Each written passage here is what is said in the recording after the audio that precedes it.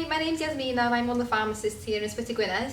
So today I'm going to speak to you about your medicines after you go home after a hip or knee replacement operation. So the first thing we'll talk about is your pain relief after you go home from your operation. So we're going to give you the information you need to help you control any pain that you might have at home following your operation. When you're discharged from hospital after your operation, you will be provided with pain relief from the ward. Good pain relief is really important for mobility, general well-being, alleviating any suffering, and this will help you recover more quickly. There are many pain relief medications available, and it's important to realise that the pain on days 1 to 3 after your operation might actually be worse than the pain on the day of surgery itself. Using the different types of painkillers that we give you should keep the pain under reasonable control. As your pain improves, you can reduce the amount of pain relief medication you're taking. If you were on any pain relief medicines before your operation, these might need to be stopped or changed while you're on the new pain relief medications we give you. So you were discharged with multiple medicines for pain relief and other medications that work together to provide pain control after the operation and also limit any side effects. Here are the typical medicines that you will be instructed to take after your operation. So oxycodone is a strong opioid pain medication. The modified release tablets provide background pain relief which lasts for about 12 hours. So we normally advise you to take 2 tablets twice a day. You can reduce these to 1 tablet twice a day as your pain starts to improve, or if this causes any side effects such as nausea and vomiting, drowsiness or constipation. We normally advise you to use these for up to 6 days after the operation, but if you don't feel you have severe pain, you can stop taking these. The oxycodone capsules, again, these are strong opioid medications, but they provide short-acting pain relief. So we advise you to take these as breakthrough pain relief for severe pain that you might have between the modified release doses of oxycodone. So the dose we'd advise for this is 1 or 2 capsules every 4 hours when required. And again, you can take these for up to 6 days after your operation, and if you don't feel you have severe pain, you don't need to take them. Ibuprofen is an anti-inflammatory pain relief medication, so it's used to reduce your swelling, and it's used for moderate pain. It can cause stomach irritation, so we advise you to take 1 tablet 3 times a day with or after a meal or a snack for up to 14 days after your operation.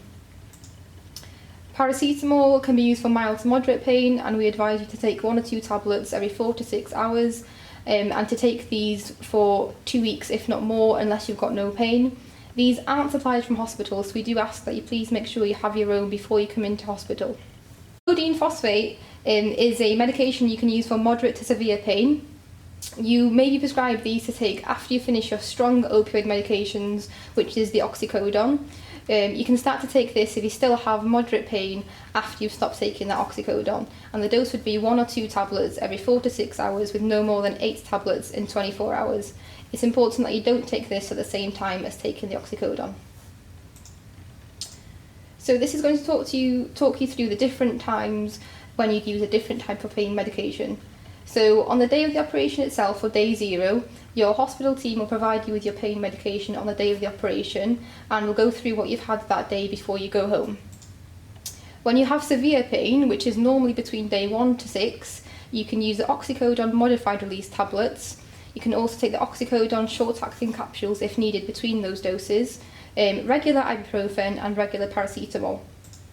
When you have moderate pain, which is normally between days 7 to 14, we'd expect you to stop taking the oxycodone medication, to take ibuprofen when required, regular paracetamol, and if you still have pain, codeine when required as well. When you have mild pain, which is normally from day 14 onwards, we'd expect you to stop taking the oxycodone and ibuprofen and just continue the paracetamol when required. Medication for pain relief can have some side effects. The most common include constipation, nausea and vomiting, stomach irritation. You'll be prescribed the following medicines to help prevent and treat these side effects. Omeprazole provides protection for your stomach while you're on ibuprofen, so whilst you are taking ibuprofen, we ask you to take 1 capsule once a day and only take it for the duration that you're on ibuprofen. Ondansetron is an anti-sickness medication, and it can be taken 3 times a day to help if you're feeling nauseous or vomiting. Lactulose is a laxative, and we advise you to take 15 ml twice a day, and to take this regularly while using your pain relief medicines to prevent any constipation. Senna is another laxative, so if you do get constipated, we advise you to take 1 or 2 tablets at night. In your printout of the leaflet for pain relief medications, you'll have a breakdown of the medicines regime that we advise you to take on each day after your operation. There's an example of this on the screen showing you what to take on post-op day 1 and 2, where you'll be taking your regular pain relief medicines and the tablets you can take to help with the side effects as well. You'll also have received a patient diary. This is something that helps us keep a record of the pain relief medication you've been taking using the chart provided in this patient diary. This also helps to make sure that you don't take too many tablets. We ask you to please bring this with you when you come to hospital for your post-op review with your orthopaedic team.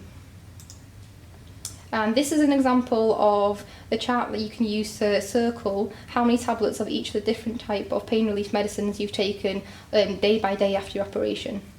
We also ask you to keep a record of your pain scores, so rating your pain twice a day, each day after your operation for the first 14 days, and circling on a scale of 0 to 10, with 0 being no pain and 10 being very severe pain.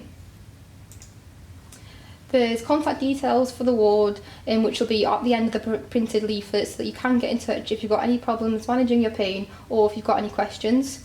If you don't use all your medication, you should return them to the hospital or your local pharmacy for safe disposal. So now we're going to talk about preventing blood clots after your operation. After an operation on your hip or knee, you have a risk of developing a blood clot. This can be a serious complication, so it's important to take medication to prevent blood clots. Normally here we'd use enoxaparin injections, which might be under the brand name of Clexane or Arovi, and these are once a day injections. You'd normally be having these for 14 days after a knee replacement or 28 days after a hip replacement. The injection is a once a day injection, which is normally given at the same time of day and injected into the stomach. An information leaflet will be included with written information on how to inject, and your nurse will also explain how to use the injections before you go home. If you usually take blood thinning tablets such as warfarin, apixaban, dabigatran, edoxaban or rivaroxaban, specific information will be given to you as you won't normally be following the same regime. Again, contact details for the ward will be provided to you in the printed leaflets so that you can get in touch if you've got any questions, and if there are any questions about your medicines you can also contact Ysbyty Gwynedd Pharmacy Medicine Helpline.